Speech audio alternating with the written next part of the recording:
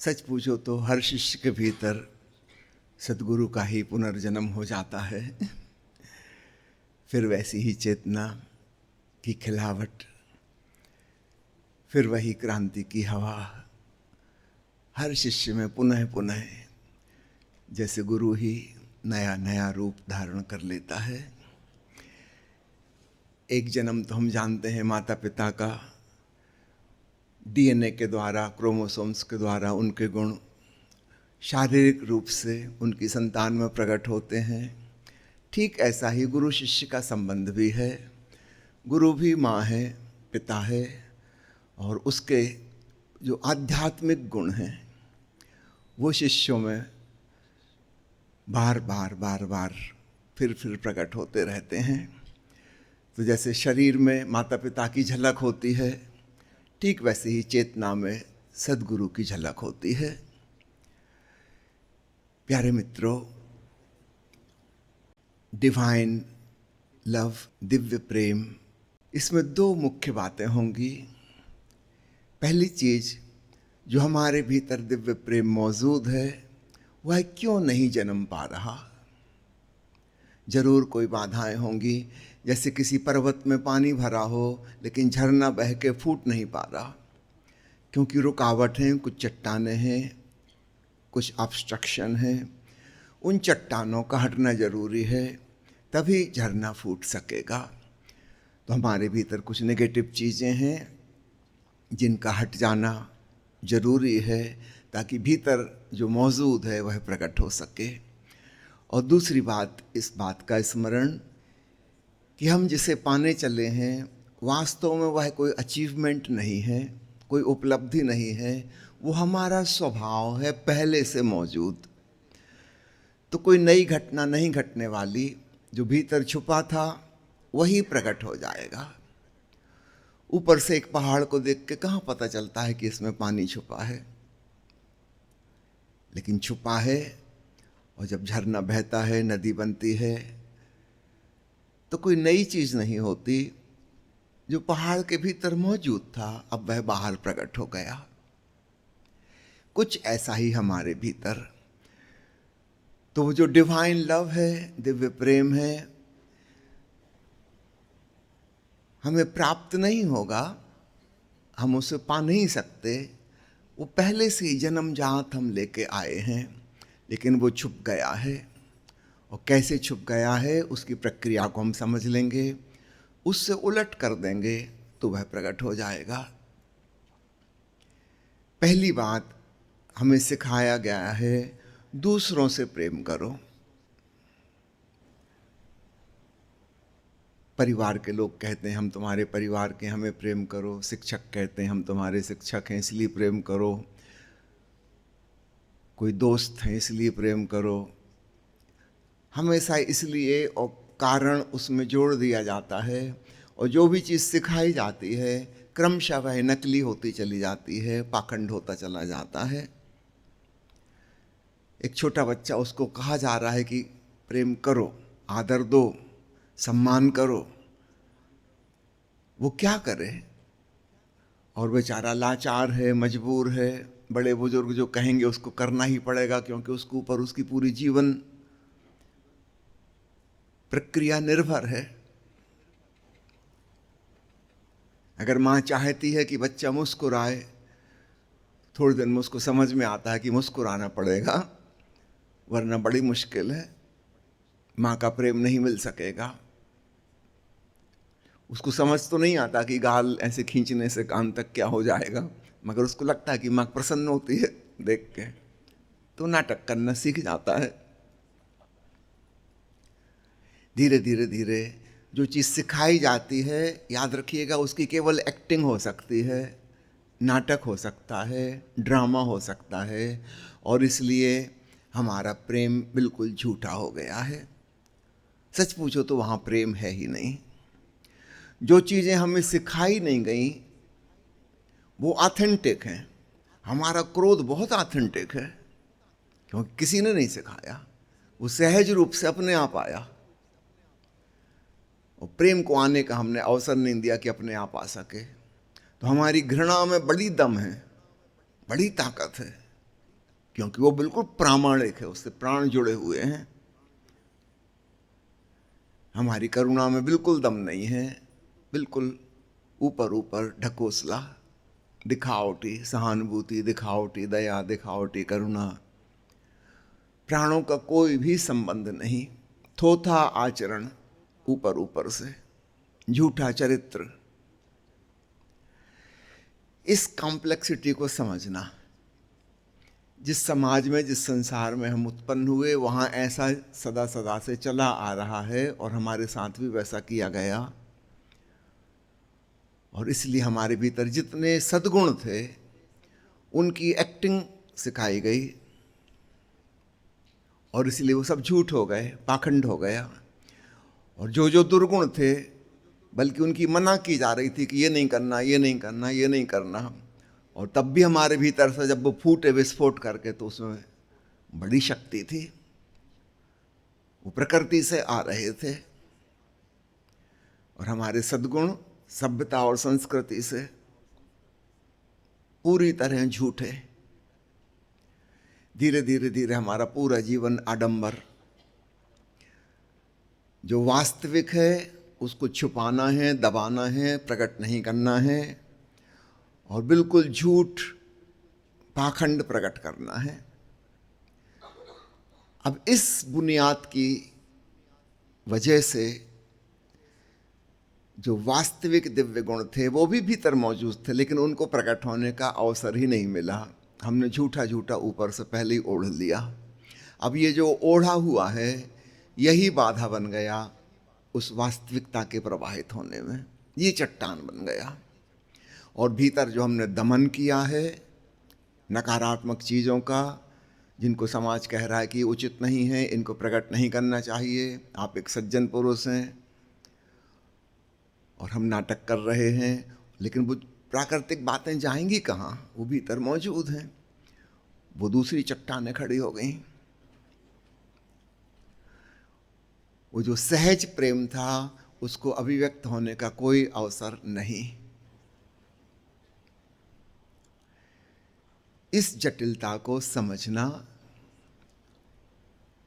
किसी पे नाराज होने की जरूरत नहीं कि उन्होंने आपके संग ऐसा किया है। उनके संग उनके पूर्वजों ने किया था, उन पूर्वजों के संग उनके पूर्वजों ने किया था। पूरा संसार इसी प्रकार से चल रहा है हजारों सालों से। किसी ने जानबूझकर कुछ गड़बड़ नहीं किया है, अच्छा सोच के ही किया है, पर उनके अच्छे इंटेंशन के पीछे अच्छा एक्शन नहीं था। इरादे बहुत नेक थे मगर परिणाम बहुत खराब हुआ। सारी मनुष्य जाति झूठी हो गई।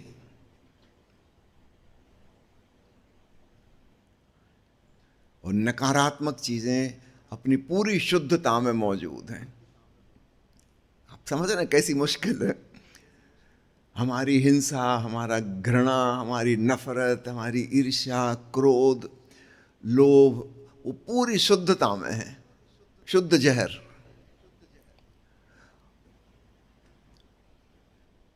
और इसका काउंटर एक्शन में जो अमृत होना चाहिए था, वहां सब झूठ है, पाखंड है। इसलिए जीत हमेशा नेगेटिव की हो जाती है, क्योंकि वो रियल है।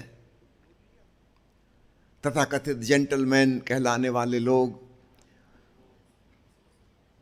कोई सांप्रदायिक दंगा फसाद हो जाए, कोई धार्मिक कलह वाद विवाद छिड़ जाए, इनकी सारी असलियत प्रकट हो जाती है।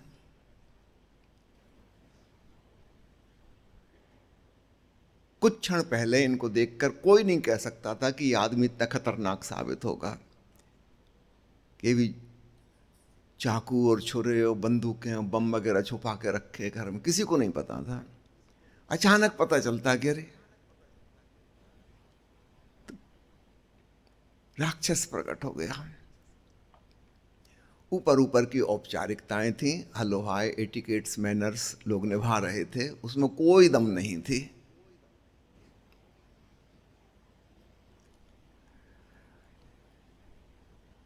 सबसे पहली बात, ये रियलिटी है, इसको स्वीकार करें। अब कुछ किया जा सकता है, कम से कम हम अपनी जिंदगी में तो कुछ कर सकते हैं। तो पहली चीज वो जो दमन है, सप्रेशन है, उसको हम जानबूझकर अपने एकांत में विसर्जित कर दें। रेचन, कैथारसिस, भगवान महावीर ने उसको नाम दिया है निर्जरा। जो संस्कारों की, कर्मों की धूल हम पे जम गई है, हम खुद ही उसकी सफाई करें। और तो कोई करने से रहा, हमको ही करनी होगी। जैसे हम अपना घर साफ करते हैं, अपना शरीर नहाते हैं, धोते हैं, स्नान करते हैं, अपने कपड़ों की ख्याल रखते हैं, ठीक ऐसे ही हमें अपने मन का भी ख्याल रखना होगा। और कौन रखेगा? तो जो जो दबा पड़ा है उसे हम इस ढंग से निकाल दें कि ना दूसरे का नुकसान हो, ना हमारा नुकसान हो। तो यह एक महत्वपूर्ण कदम होगा ताकि हमारे भीतर का झरना प्रेम का फूट सके। तो हमें प्रेम पैदा नहीं करना है, याद रखिएगा। पैदा करने की जैसी बात आएगी हम झूठ में फंस जाएंगे। वो मौजूद है, हमें उसके लिए अवसर जुटाना है, कैसे वह प्रकट हो सके। इस बात को खूब अच्छे से समझ लीजिएगा। धार्मिक आदमी, तथाकथित नैतिक आदमी जितने झूठ में फंस जाता है उसका कोई हिसाब नहीं। यहां तक कि साधारण नास्तिक व्यक्ति, अनैतिक व्यक्ति भी उतना झूठा नहीं होता। धार्मिक आदमी पूरा झूठा ही झूठा होता है। कई बार लोग मुझसे पूछते हैं कि हमारे इस धार्मिक देश में आए दिन साधु महात्मा जेल जाते रहते हैं, ऐसा क्यों?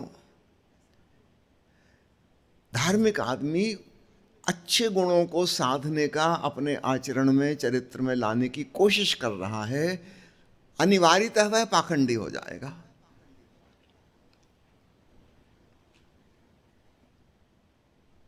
उसने अपने मन में जो आदर्श बिठा रखे हैं कि ऐसा होना चाहिए, वो वैसा होने की बेचारा निष्ठापूर्वक कोशिश कर रहा है, और इस कोशिश में वो बुरी तरह से एक षड्यंत्र में फंस गया। एक जाल दमन करता जा रहा है, करता जा रहा है, करता जा रहा है, अब एकदम से विस्फोट होगा। ब्रह्मचर्य के गुणगान कर रहा था, अब अचानक यही आदमी एक दिन व्यभिचारी और बलात्कारी साबित हो जाएगा। फिर हम इसको दोष देंगे, इसको सजा देंगे, लेकिन इसको सजा देने से कोई बात नहीं बदलेगी, क्योंकि वो ब्रह्मचर्य की महिमा अभी भी गाई जा रही है। और कोई ये कहने की हिम्मत नहीं कर रहा कि आपके इन ऊंचे ऊंचे आदर्शों की वजह से आदमी इतने निम्न तल का हो गया है। अहिंसा अहिंसा अहिंसा के गुणगान हो रहे हैं, वो पता चलता है आदमी तो महाहिंसक हो गया। इससे तो अच्छे वो लोग थे जो छोटी मोटी हिंसा रोज कर लेते थे, क्रोधित हो जाते थे, उनके भीतर से बड़ा विस्फोट नहीं होता था, कभी छुटपुट निकलता रहता था। महिलाएं इस मामले में ज्यादा सौभाग्यशाली हैं। गुस्सा आता है, गुस्सा हो लेती हैं, बाल खींच ली, छाती पीट ली, दुखी हो गई, आंसू बहा लिए, बच्चे की पिटाई कर दी, पति की सब्जी में मिर्च डाल दी, कुछ कुछ करके अपना निपटारा रोज का रोज हो जाता है, थोक में इकट्ठा नहीं होता है। पुरुष तथाकथित सभ्य मर्द बच्चा रो कैसे सकता है, दुखी नहीं हो सकता है, किसी को दिखा नहीं सकता है अपने वीक पॉइंट्स। अब ये बिना युद्ध किए नहीं मानेगा, ये मिसाइल चलाएगा, बम फोड़ेगा, स्टार वार की तैयारी करेगा, बायोलॉजिकल वेपन्स बनाएगा, ये बहुत खतरनाक काम करेगा। महिलाएं ज़्यादा स्वाभाविक, ज़्यादा शिथिल, रिलैक्स हो जाती हैं, उतनी मानसिक बीमारियां उनको नहीं होती, उतनी अपराधी नहीं होती। आप जेल खानों में जाएं, पागल खानों में जाएं, बड़ी गिनती पुरुषों की मिलेगी। दुनिया की जितनी बड़ी बड़ी हिंसक घटनाएं हुई हैं उन सब में पुरुषों का हाथ है। महिलाओं के ऊपर यह दोषारोपण नहीं किया जा सकता, वो छुटपुट अपने घर में ही अशांति फैलाती रहती, बस उतना ही बहुत, उसी में उनको तृप्ति हो जाती है। पुरुष छोटी मोटी अशांति नहीं, फिर वो बड़ी ही करेगा। सावधान। भावनाओं का दमन करना बहुत महंगा सौदा पड़ा है।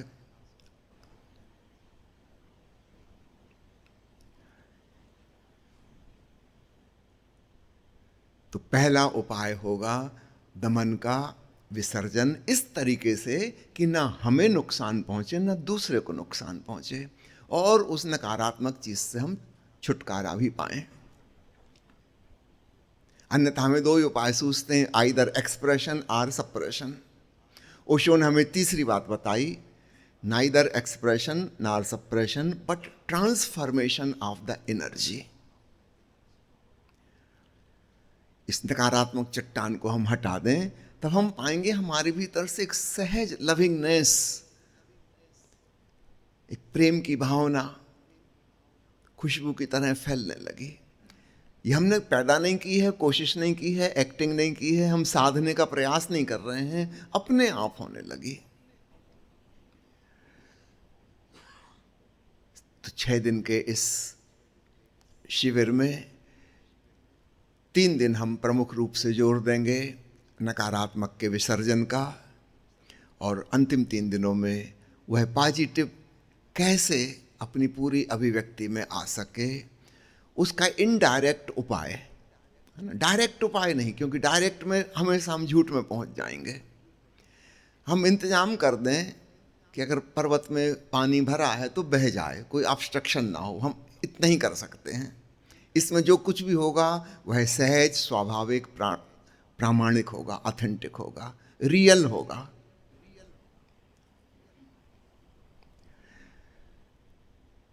दमन को हटाने का एक प्रयोग सुबह सुबह आपने किया, डायनेमिक मेडिटेशन, और गहरे प्रयोग भी ओशो ने सुझाए हैं। उदाहरण के लिए नो माइंड मेडिटेशन, जिब्रिश ध्यान, देववाणी ध्यान, मिस्टिक रोज मेडिटेशन। ये और सूक्ष्म तल पे हमारे भीतर जो दबा पड़ा है उससे छुटकारा दिला सकते हैं। कई लोग पूछते हैं कि ओशो ने कैथारसिस की इतनी सारी विधियां क्यों बनाई? क्योंकि यही सर्वाधिक महत्वपूर्ण है।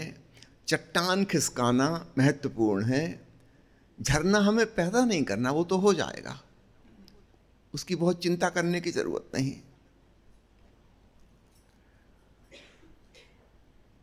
कई लोगों को हैरानी होती है ध्यान विधि को देखकर कि ये कैसा ध्यान, हम तो सोचते थे कि शांत आदमी बैठेगा वो ध्यान होगा। आप अपनी सारी अशांतियों को लेकर शांत कैसे बैठोगे? भीतर ज्वालामुखी उबल रहा है और ऊपर ऊपर से बुद्धा पोस्चर में बैठ गए, एकदम पत्थर की मूर्ति, कुछ मामला हल नहीं होगा। है भीतर ज्वालामुखी तो अच्छा है उसका विस्फोट हो जाए, इस ढंग से हो कि वह ट्रांसफॉर्म हो जाए ऊर्जा। आज जो हम प्रयोग करने जा रहे हैं इस सेशन में, वह देववाणी ध्यान का होगा, जहां शब्दों का नहीं बल्कि ध्वनियों का उच्चार करते हैं। अब यहां पे फर्क समझना, शब्द, भाषा, अक्षर ये हमारे चेतन मन में बैठे हुए हैं। हमारा चेतन मन हमारे मन का ऊपर ऊपर का 12% हिस्सा है, सुपरफिशियल माइंड। भीतर जो छुपा है 88% अचेतन मन, वहाँ पे कोई भाषा, शब्द इत्यादि नहीं है। वहाँ हमारी शिक्षा का, संस्कृति का, सभ्यता का कोई असर नहीं है। वो प्रकृति ने जैसा बनाया था वैसा है। हाँ, वहाँ पर ध्वनियाँ हैं, आवाज़ें हैं। पशु पंछी भी आवाज़ करते हैं जिनके पास शिक्षित मन नहीं है। छोटा बच्चा भी आवाज़ें करता है, उसे भी खुशी होती है, उसकी अलग आवाज़ है। दुख होता है, रोना आता है, उसकी अलग आवाज़ है। उदास होता है, अलग अलग आवाज़ें हैं। ये बहुत गहरे में है, ये किसी के द्वारा नहीं सिखाई।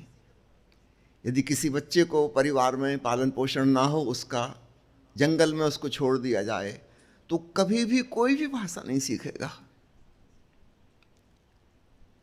भाषा समाज के द्वारा, शिक्षा के द्वारा, परिवार के द्वारा दी गई है। हाँ, लेकिन जंगल में भी वह आवाज़ें निकालेगा।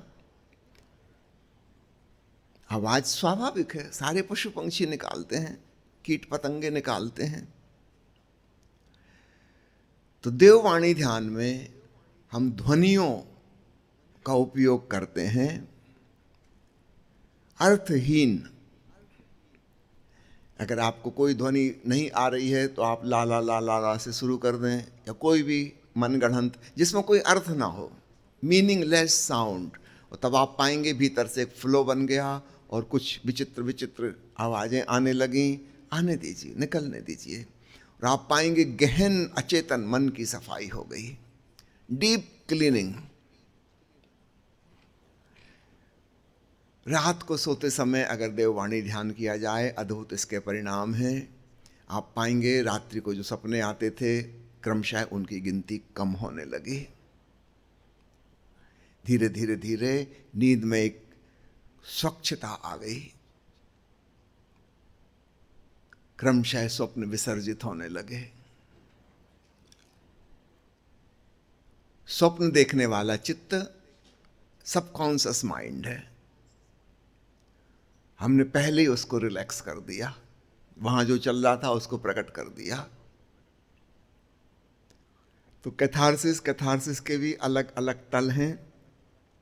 चेतन मन की कैथारसिस शब्दों से हो जाएगी, वाणी से हो जाएगी, और चेतन मन की कैथारसिस ध्वनियों से ज्यादा अच्छी होगी। अर्थहीन आप ऐसी ध्वनि करें जो आपकी परिचित भाषा नहीं है। यहाँ किसी को चाइनीज आती है क्या? किसी को नहीं आती, तो आप चाइनीज बोलिए, कोरियन बोलिए, स्पेनिश बोलिए, जो भाषा आती है वो भर मत बोलिए।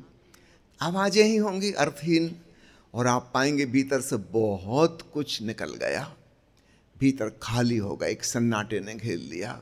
और तब उस सन्नाटे में हम देववाणी, वह भागवत स्वर अनाहत नाथ का सुन पाएंगे, जो कि ध्यान का असली लक्ष्य है, डिवाइन साउंड, देववाणी। उसके पहले हमारे भीतर के शोरगुल समाप्त हो जाने जरूरी हैं।